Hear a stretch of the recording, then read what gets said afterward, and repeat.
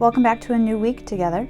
This week we're going to start part 1 of a 2-part story called What is Empathy? A Bullying Storybook for Kids, written by Amanda Morin and John Joseph. Do you know what empathy is? If you think you do, comment below. Empathy is understanding the reason behind someone else's behavior or response. So it's walking a mile in their shoe, as that quote goes. It's taking a moment to consider why they're behaving the way they are and responding from that place instead of just reacting. So let's dive into this amazing story. Sophia had been waiting for the first day of school. It meant she could see Ava again. Sophia and Ava were best friends. They both loved bubblegum ice cream. They both snort laughed when their giggling got out of control. Ava was the only person Sophia told her biggest secrets to. Ava and Sophia even used to live next door to each other, but last spring, Sophia's family had to move across town. Sophia's mom worked all day and didn't have a car. It was too far for Sophia to bike to Ava's house by herself, so she hadn't seen Ava all summer.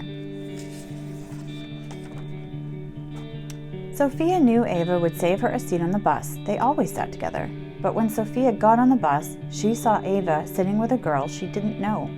Sophia stopped at Ava's seat and smiled. "I'm so happy to see you. Move over," Sophia said.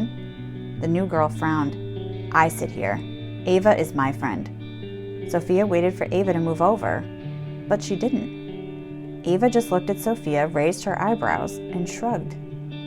Sophia saw her friend Liam in another seat watching. She hoped he didn't notice she was crying. "Come sit with me," Liam called. "You got glasses? They're so cool." "Yeah," Sophia replied. "I can see so much better." She sniffled and wiped her face on her sleeve. Who was that girl? Why was she so mean? And why didn't Ava tell her that I'm her best friend? Sophia asked. "She must be new," Liam said.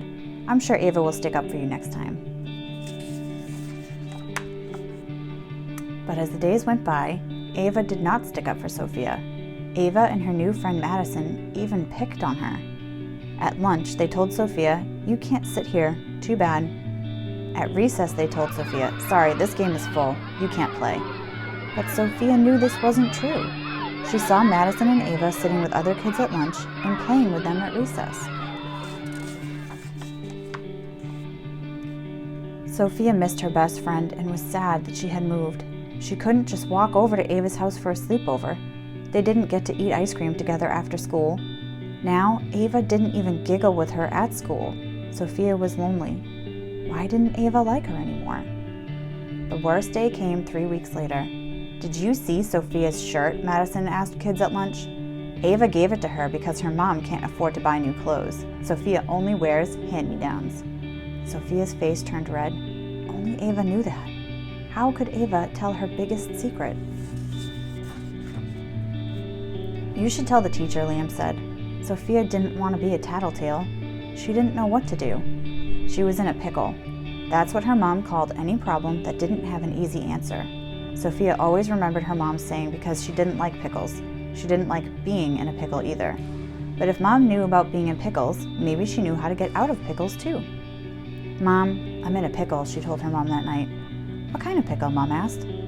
Sophia told her mom everything. She told her that thanks to Madison, everybody in class knew Sophia's biggest secret. Sophia whispered, "I think Madison is a bully, and I think Ava might be a bully now too." Mom hugged Sophia tight. "That's a big pickle," she said.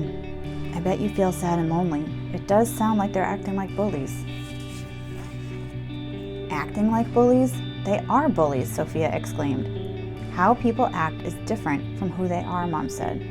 "I think Ava might be angry because we moved away. Maybe that's why she's bullying you. We should try to have some empathy for Ava." Sophia didn't know what empathy was.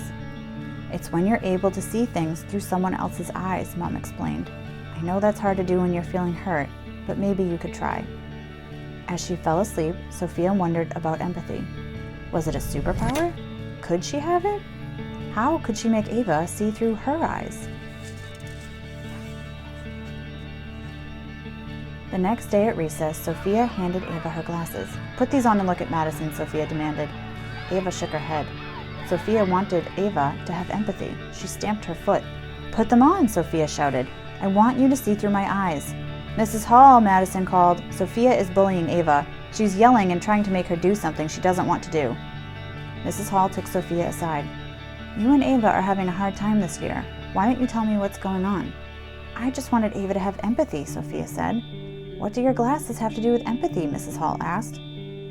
Sophia explained that she wanted Ava to see through her eyes. Mrs. Hall smiled. I understand, she said. That's very wise of you, Sophia. But empathy doesn't mean really seeing through someone else's eyes. It means knowing what it's like to be in their shoes. Sophia told Mrs. Hall how she and Ava got matching sneakers when they were best friends. Ava's still wearing them, Mrs. Hall. Do you think Ava's sneakers can give her empathy? Mrs. Hall smiled again. I think it's a good sign that Ava still wears them, but that's not exactly what I meant. It's just a saying, she told Sophia. Being in someone else's shoes means being curious about what it feels like to be them and why they act the way they do. You can't make people feel empathy. You can only be kind and hope they learn from you.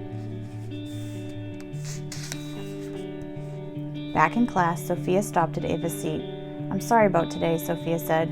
Madison rolled her eyes. It's okay, Sophia, Ava said. Madison was angry. Why did you tell her it's okay? You're my friend, she huffed. This confused Sophia. Why did Madison think Ava should only have one friend? On the bus the next day, Ava was sitting alone. Madison was giggling with a girl Sophia didn't know. Sophia watched Ava's eyes fill with tears. She remembered what Mrs. Hall said about being curious. She thought about how sad she was feeling without Ava as her friend. She wondered if that's how Ava felt now. Sophia could understand these feelings through Ava's eyes. She knew what it felt like to be in Ava's shoes. She was feeling empathy. Sophia noticed that Madison and her new friend had started picking on Ava. They didn't make room for Ava at lunch or play with her at recess. Sophia was still mad and her feelings were still hurt, but she remembered what Mom said about trying to have empathy anyway. Ava, come sit with us, Sophia called. Then we can all swing together at recess. At the end of the week, Ava said, I'm sorry I was mean, Sophia. I was sad when you moved. Madison moved in next door. She said she'd be my new friend. Sophia knew how scary it was to move to a new house. She also knew how sad she'd been that Ava had a new friend. She wondered if that's how Madison felt too.